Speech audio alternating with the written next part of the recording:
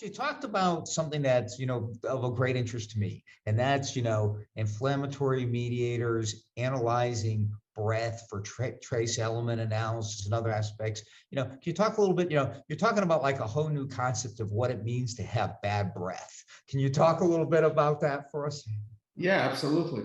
So, we never really analyzed the breath, except this.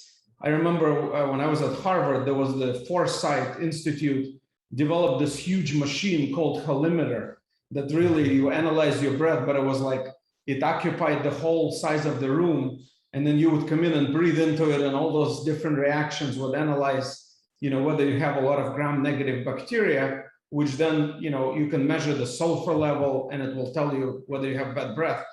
But right now we know gram-negative bacteria is predictor for periodontitis, which is really an active inflammation, and the same bacteria in the mouth is found in Alzheimer patients. So we can, I believe inflammation is a precursor to so many things, including pain, including cancers, including some of the neurodegenerative disorders like Alzheimer's and Parkinson's. And I think that by analyzing the breath, for example, what we did at Breathometer, we created a medical device that's very small.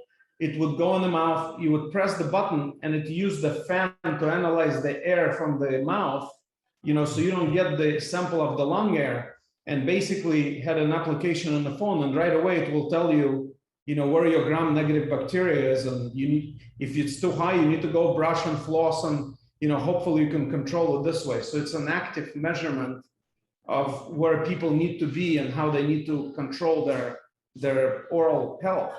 And so I think that's just the beginning for us to understand, all this part of the airway, including breath and the genomic factors.